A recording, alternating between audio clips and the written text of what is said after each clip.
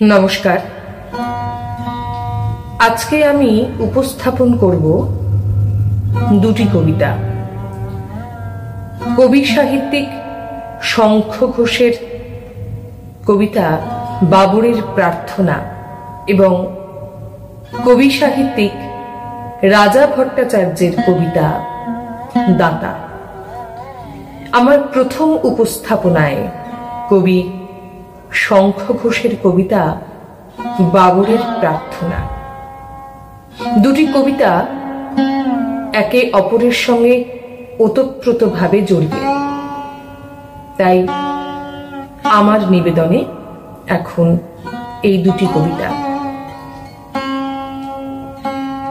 এই তো জানু পেতে বসেছি পশ্চিম, আজ বসন্তের শূন্য হাত। ধ্বংস করে দাও আমাকে যদি চাও, আমার সন্ততি স্বপ্নে থাক। কোথায় গেল ওর স্বচ্ছ যৌবন, কোথায় কুড়ে খায় গোপন ক্ষয়। চোখের কোণে এই সমূহ পরাভব, বিষায় ফুসফুস ধমনী শিরা। জাগাও শহরের প্রান্তে প্রান্তরে ধূসর শূন্যের আজান গান। পাথর করে দাও আমাকে নিশ্চল, আমার সন্ততি স্বপ্নে থাক। নাকি এ শরীরের পাপের বীজাণুতে কোনোই ত্রাণ নেই ভবিষ্যের। আমারই বর্বর জয়ের উল্লাসে মৃত্যু ডেকে আনি নিজের ঘরে। নাকি এ প্রাসাদের আলোর ঝলসানি পুড়িয়ে দেয় সব হৃদয় হার, এবং শরীরের ভিতরে বাসা গড়ে লক্ষ নির্বোধ পতঙ্গের।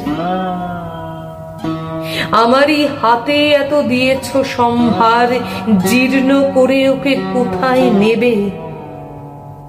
ধ্বংস করে দাও আমাকে ঈশ্বর, আমার সন্ততি স্বপ্নে থাক। যখনই জানু পেতে বসেছি পশ্চিমে, এ হাত পেতে রাখি প্রার্থনায়। তবে কি শুধু এই কারণে নত জানু? এ সেতু ভাঙে গড়ে চাওয়া পাওয়ায়। কেবলই দিয়ে দিয়ে ক্লান্ত হয়েছ কি? আমার প্রার্থনা ক্লান্তিহীন। চেয়েছি আয়ু যশ নিরোগ সন্তান, কাঙাল চেয়ে চলা রাত্রি দিন।